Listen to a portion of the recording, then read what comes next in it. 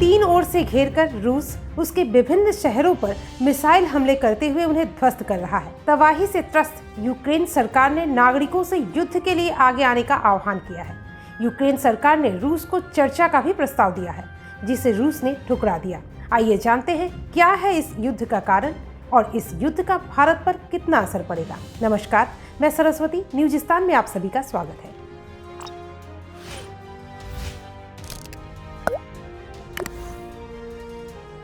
Ukraine को NATO में शामिल करने के मुद्दे पर छिड़े विवाद ने अब रूस और यूक्रेन के बीच युद्ध का रूप ले लिया है। तो सबसे पहले हम जानते हैं कि क्या है ये नाटो। नाटो या नॉर्थ अटलांटिक ट्रीटी ऑर्गेनाइजेशन दरअसल 30 देशों का एक ऐसा संगठन है जो साझा सुरक्षा नीति पर काम करता है। इसके 30 सदस्य देशों में से किसी पर भी कोई बाहरी देश हमला करे तो हर कोई उसे अपने देश पर किया गया हमला समझकर कार्यवाही करेगा या उसकी सुरक्षा में सभी देश आगे आएगा। इसमें अमेरिका, ब्रिटेन, फ्रांस, बेल्जियम जैसे कई राष्ट्र शामिल हैं। द्वितीय विश्व युद्ध के बाद सोवियत संघ के बढ़ते कदम को रोकने के लिए अमेरिका की पहल पर नाटो का गठन किया गया था। अमेरिका यूक्रेन को नाटो में शामिल करना चाहता है, जबकि रूस ऐसा नहीं चाहता है। गुरुवार को युद्ध की घोषणा के बाद यूक्रेन के एयरबेसों पर रूस ने धावा बोलना शुरू कर दिया। युद्ध के तीसरे दिन ही रूस ने यूक्रेन की राजधानी कीव में अपना कदम जमा लिया। वहां भी भारी तबाही मचा दी है। वहीं यूक्रेन अपने नागरिकों को बचाने के लिए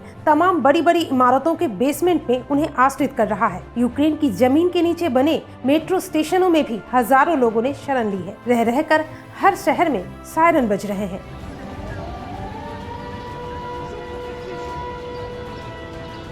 भारी धमाकों से इमारतें ऐसे हिल रही हैं जैसे भूकंप आया हो। यूक्रेन के रक्षा मंत्रालय ने जवान सहित 137 लोगों की मौत की पुष्टि की है, जबकि 360 लोग जख्मी बताए गए हैं। यूक्रेन सरकार ने 18 से 60 वर्ष की आयु के पुरुषों को देश छोड़ने पर पाबंदी लगा दी है ताकि वे युद्ध के लिए उपलब्ध हो सके। वहीं यूक्रेनी राष्ट्रपति ने हर नागरिक को देश के लिए लड़ने का आह्वान किया है। एक के बाद एक शहरों के एयरपोर्ट पर कब्जा किया जा रहा है। रूस सेना के हमले में पूरे यूक्रेन में हजारों मकान ध्वस्त हो चुके हैं। इस स्थिति में वहां भारत के हजारों विद्यार्थी फंसे हुए हैं। उन्हें खुद भी नहीं पता कि वे कब तक सुरक्षित हैं। सायरन की आवाज मिलने पर विद्यार्थियों को हॉस्टल खाली करने को कहा जा रहा है। इस स्थिति में ये विद्यार्थी कहां जाए, इसे लेकर देश में उनके माता पिता बेहद परेशान हैं। इधर यूक्रेन में हॉस्टल बंद हो रहे हैं, एटीएम बंद किए जा रहे हैं, खाने पीने का स्टॉक खाली हो रहा है। लंबी कतारों में खड़े होकर लोग सामान खरीद रहे हैं। भारतीय दूतावास की ओर से कहा जा रहा है कि किसी तरह बॉर्डर क्रॉस करके भारतीय पोलैंड तक पहुंच जाए तो वहां से भारतीय दूतावास की ओर से उन्हें देश लौटाने का प्रयास किया जाएगा। भारत में तैनात यूक्रेन राजदूत इगोर पोखिला की अपील पर गुरुवार रात प्रधानमंत्री नरेंद्र मोदी ने रूस के राष्ट्रपति व्लादिमीर पुतिन से फोन पर बात की। प्रधानमंत्री ने नाटो को लेकर तमाम समस्याओं को कूटनीतिक चर्चा के माध्यम से सुलझाने की अपील की है। इस युद्ध का भारत पर भी भारी असर पड़ रहा है। स्वाभाविक तौर पर पेट्रोल डीजल की कीमतें तो बढ़ेगी ही,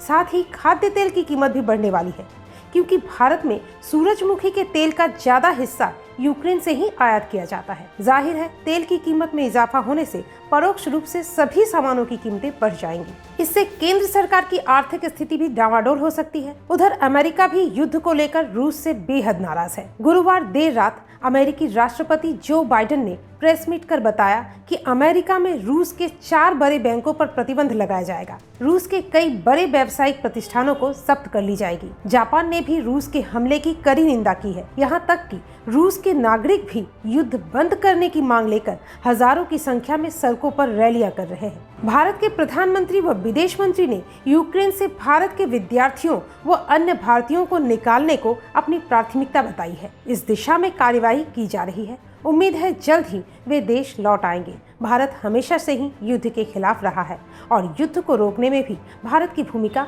अहम साबित हो सकती है। हम भी यह आशा करते हैं कि जल्द ही युद्ध थमेगा व उस देश में शांति लौटेगी।